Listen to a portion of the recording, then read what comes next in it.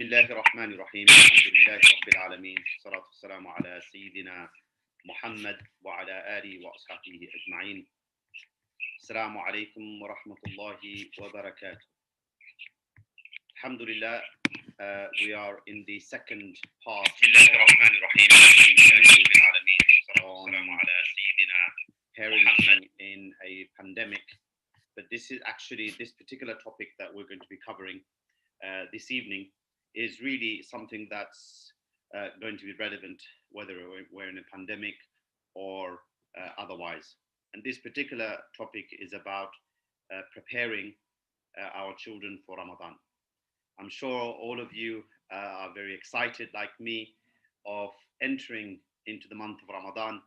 We've been told we're around 10 days away from that sacred month, that month of change, that month, that blessed month of Ramadan. Allah subhanahu wa ta'ala says, شهر رمضان الذي أنزل فيه القرآن هدى. That it was in the month of Ramadan that the Quran was revealed as a guidance, as a criteria for distinguishing between truth and falsehood. So this is a month that as Muslims we look forward to. Every year, sometimes we're not just doing counting the days, counting down to from 10 days. Sometimes we may be counting down from 3 months, 4 months, and almost as though it feels like at the end of the Ramadan that we're seeking for the next Ramadan. And this is something really, it's very difficult to explain to those who are not part of the festivities of Ramadan, the blessed festivities of Ramadan, that what Ramadan brings to us, those of us who fast. And to not only prepare ourselves, but also how do we ensure that we are preparing all our families for this blessed month of Ramadan so that they are able to also reap the benefits from this month. So last session in the episode 1, which was brought to you by Faith Inspire Barking Hub, what I've tried to do is to give this idea of parenting. It should be seen as growing together process, not just I'm parenting so that my children will grow, but I'm parenting because I know that I will grow with the children. And this was the key message of the last one. And really, Ramadan, which is a month of growth for our spirituality, for our connection with our deen, this also needs to be taken as a month of growth of ourselves and our children and our wider extended family. So what I really want to bring to you, inshallah, from my own experience and of others, is preparing children for Ramadan. 7 top tips. It should really say preparing rather than preparation children for Ramadan. So this is preparing for Ramadan, but in particular, how do we prepare our children? Now, the first and most important thing to keep in mind while we are growing together and we are improving our own selves, developing our own selves, what's really, really important is that we understand that as we grow together, we have to also make sure that our children truly understand what Ramadan is about.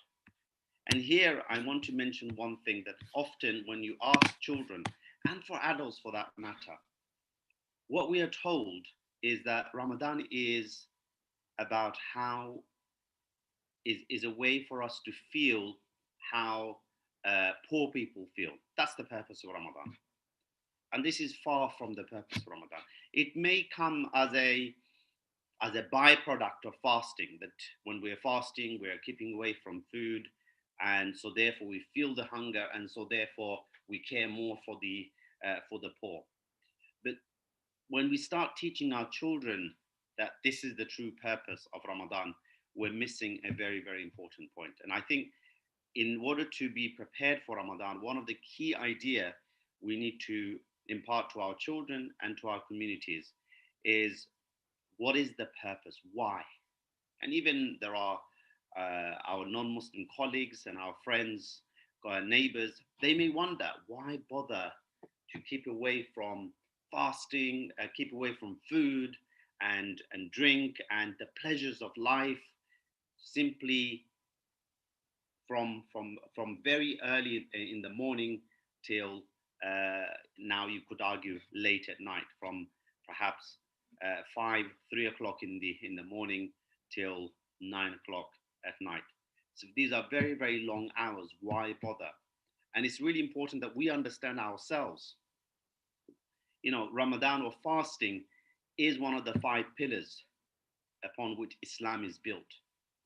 And it's so important that we understand this for the true purpose of which the Quran itself says that Ramadan or fasting is for, which is Ya ayyuhalladina amanu, O you who believe. This is for those who believe in Allah, in His prophets and the books and so on. O you who believe. كتب عليكم الصيام كما كتب على الذين من قبلكم لعلكم تتقون. That fasting has been prescribed for you as it was prescribed for those before you, so that you may connect with God, so that you may become more conscious of God, so that you may become more mindful of God.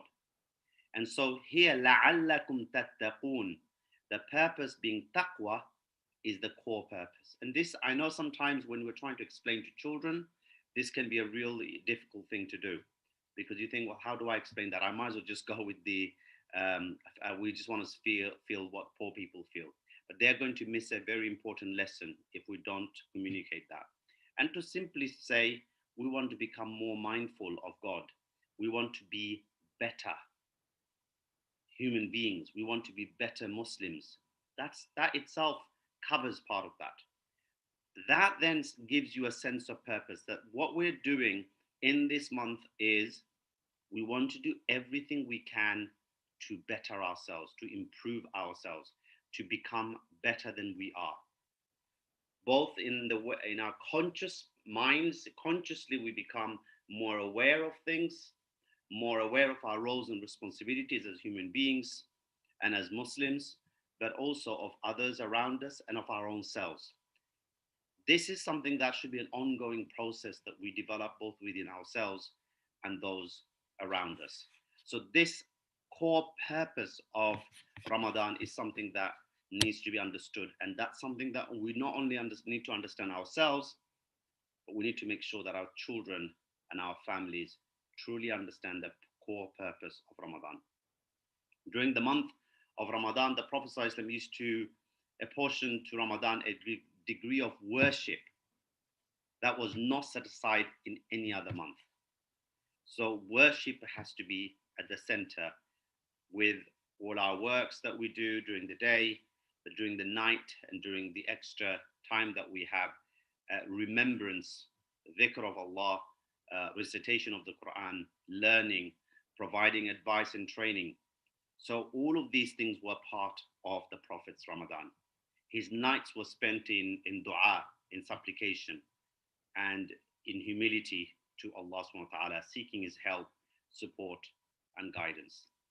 So that should be our very core understanding that we take into Ramadan whilst we prepare in other ways. So what's the top tips that I want to share with you while you are not only preparing for yourselves, but for your families as well? First thing, yes, it's 10 days away. But first thing, top tip number one, is start practicing fasting. These are going to be long hours. If you can get a couple in Monday or Thursday or any other days that is possible for you.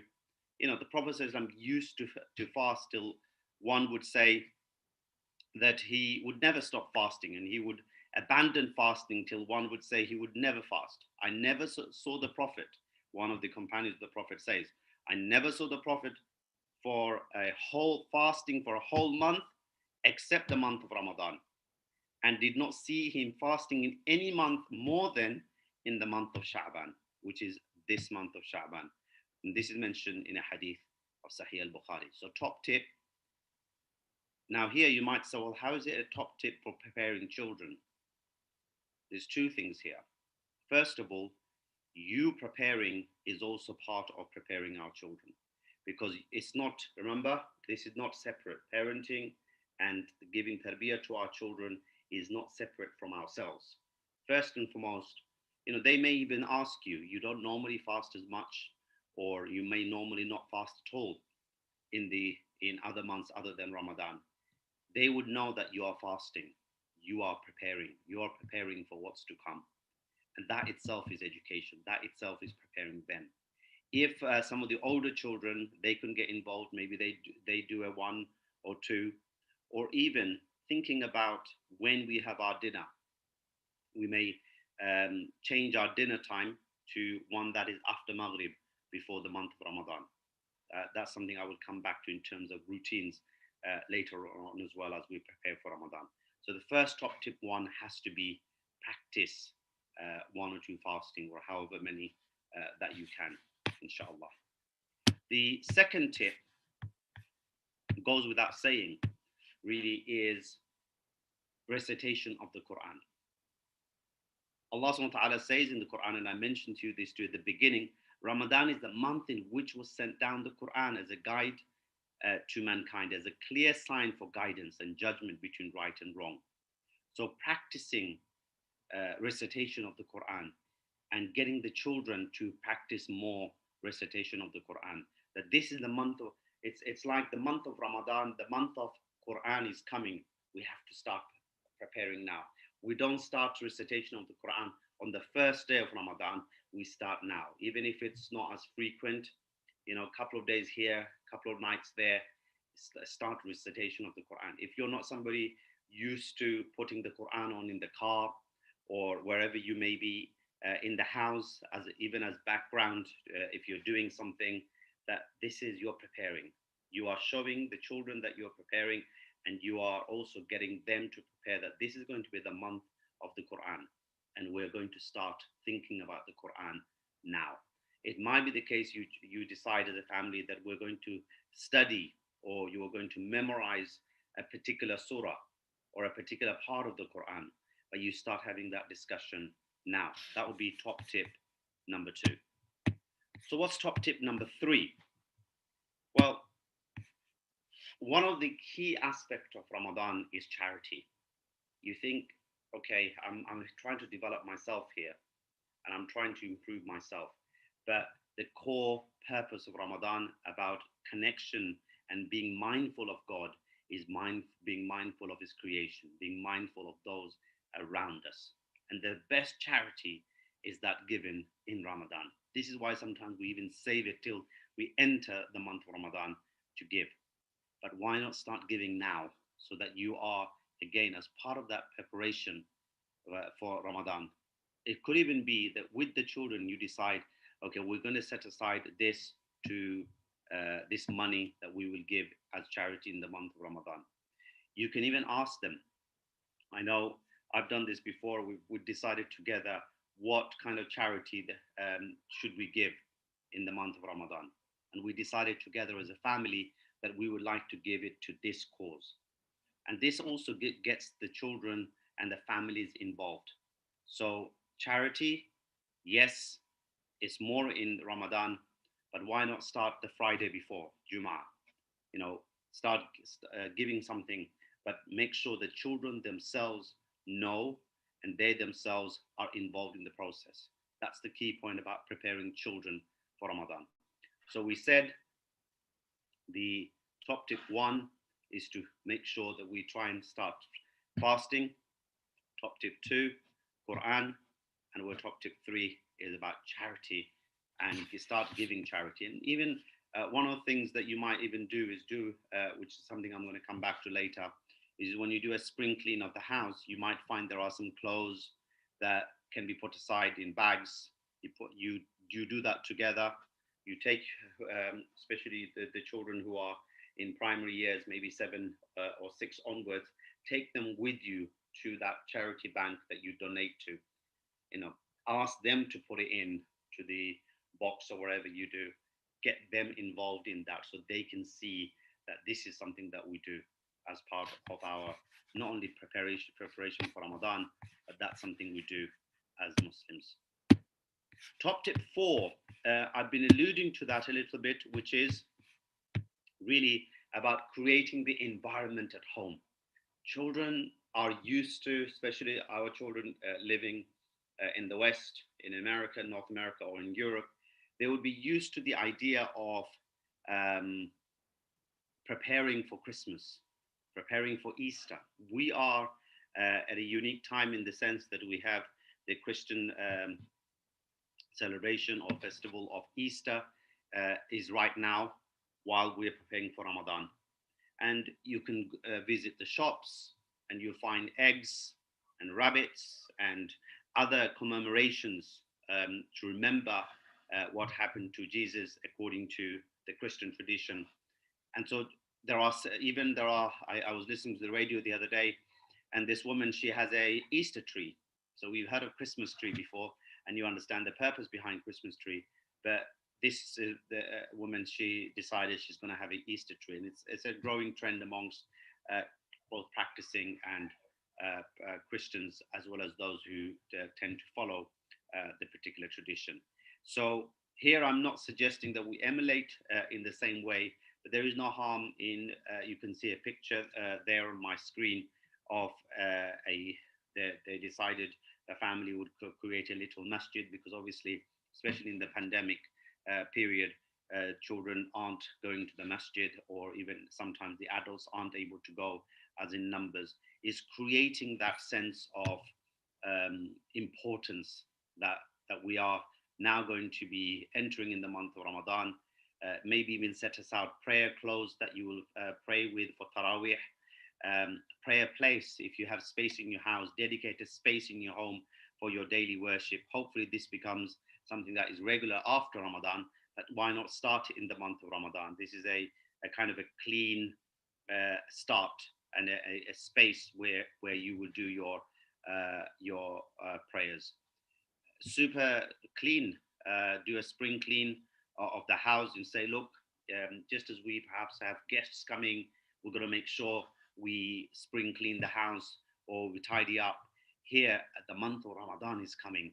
This very important month is coming. It's not a person coming, but this month is coming, and we clean our house and we start fresh. This is also something part of creating that environment at home. You can also, in the next few days, start if you're an early eaters.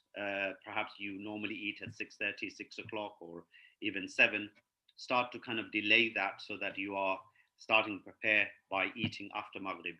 If you are somebody or a family who eat very late, try to bring it aligning with the month of with the Salatul Maghrib. That's something that I found very, very useful. And I think, again, it's just creating that feeling that month of Ramadan is coming and we're going to start adjusting these as well. And that will create the kind of environment that you want to create at home. Going into top tip 5, um, this is really about schedule timetables. It's really, really important that, again, when is going to be sleeping time, when is iftar, we already know. When is school time, when is going to be the homework time, discussing with the family as a whole. Okay, when is going to be ibadah time? Okay, you might even decide that you have certain targets as a family, that as one target. I was discussing with a friend earlier. He said that their main thing is going to be focusing on the names of Allah, and they were going to be doing reflection on a name per day, and they will try to use that in salah or in dua.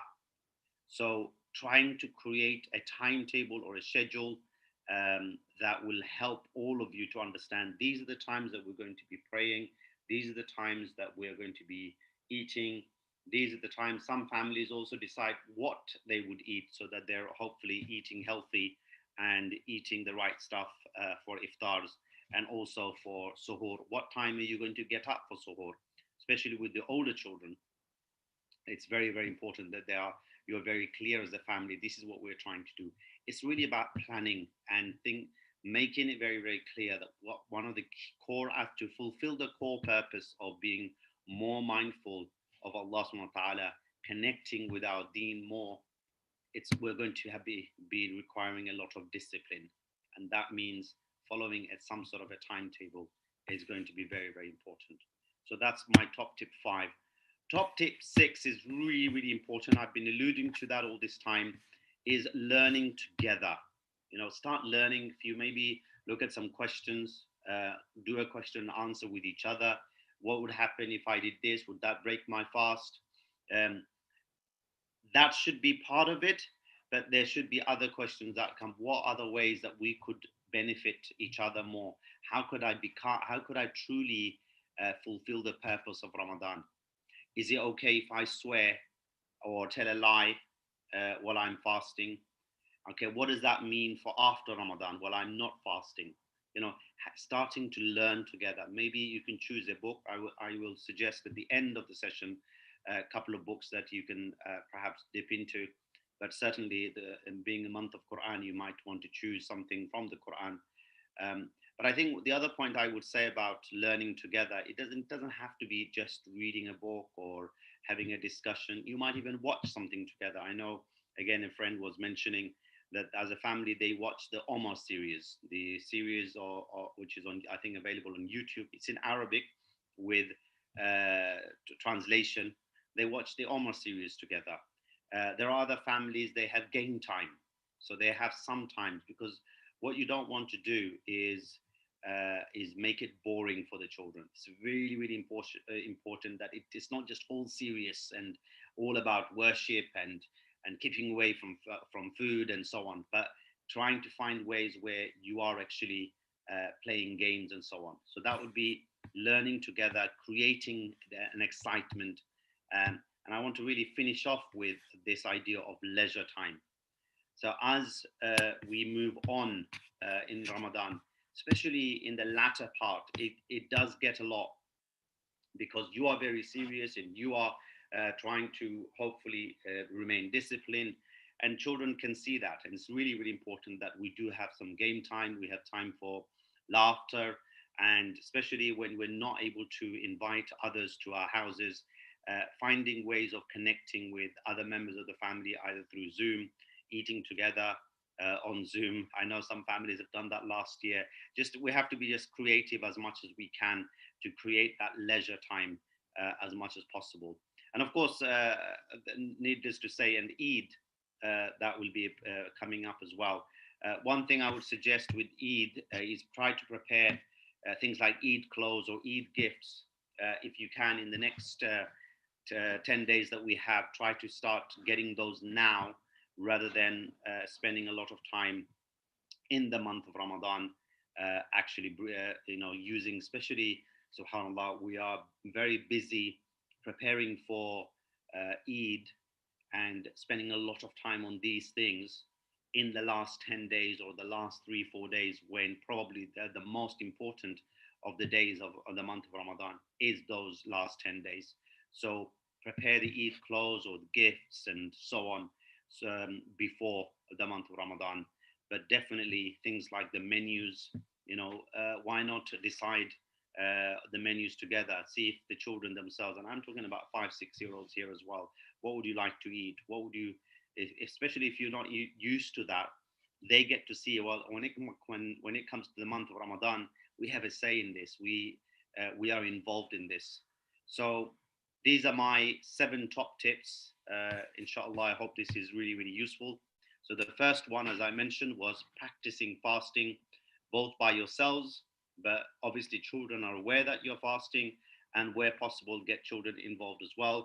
The second was recitation of the Quran, even putting on recitation of the Quran. In the next 10 days as well, there are Ramadan nasheeds that you can put on.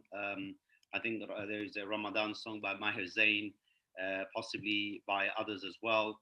Put these on in the car, just creating that environment as well. So recitation of the Quran was the second one. Third, start giving charity. Start thinking about others. Charity is not just about giving money and giving food and and so on, but thinking about others as well, being mindful of those around us. The third or the fourth one was is creating that um, environment at home as you invite the main guest, which is Ramadan itself. Fifth is creating timetables and schedules and doing it together. Number six, as I mentioned, if I go back to six, was learning together, finding. So what here I wanted to mention as well is that you start learning together, not from the first day, but whatever you're going to do, start learning now, so that it's a continuation into Ramadan and hopefully beyond as well, inshallah. And as I mentioned, creating time for leisure, for games, and so on. So, final thing I wanted to mention is I've got a couple of books that I will recommend. The first one is a series of books, but one particular one that you may want to dip into is a book called Allah Loves by Omar Suleiman. It's also available on YouTube if you don't want to read, but definitely I would encourage you to read together. But if you can just watch the YouTube video clips that he does on this series called Allah Loves. And children love stories, adults love stories. We all enjoy listening to stories from others. So again, companions of the Prophet comes to mind, or a seerah of the Prophet. I know sometimes people would say, oh, focus on the Quran and so on, but with the younger children, if you're doing recitation of the Quran, but using other times for like the seerah, there's no harm in that. There's nothing to say you can't. And especially it's about going with children's interests and what interests you. So the companions of the Prophet is a really good one. I don't want to plug here just for the sake of it, but I know Faith Inspire. With Faith Inspire, I'm doing these Ramadan moments, and each day for 2 minutes, I will also be covering a companion of the Prophet each day, inshallah. So if you're able to join with that, and it will be shared with you each day. If you are not aware, please come to the Faith Inspires YouTube channel, and it will be put up there the day before for each day or that particular morning, inshallah. Hope from those 7 tips, if you're thinking I'm already doing quite a lot, that's absolutely fine. Just try to at least in the next 10 days implement one of those tips with your family. Inshallah, you'll find a difference in this month of Ramadan, especially with your children and your families. Thank you all very much. Jazakallah khair for watching and listening to this, and hope you will like, share, and subscribe to the YouTube channel of Faith Inspire, and get in touch with the Faith Inspire's schedule of programs that will be up, and benefit from those, inshallah. Jazakallah khair. I'm going to leave you with this, inshallah. May Allah give us tawfiq to benefit from this blessed month of Ramadan. Please keep me, our ummah, in your dua as you approach the month of Ramadan and into the depth of Ramadan. And may Allah accept it from us as a way for our worship and fulfilling the purpose of Ramadan, which is to become more mindful of Allah. وآخر دعوانا الحمد لله رب العالمين. السلام عليكم ورحمة الله وبركاته.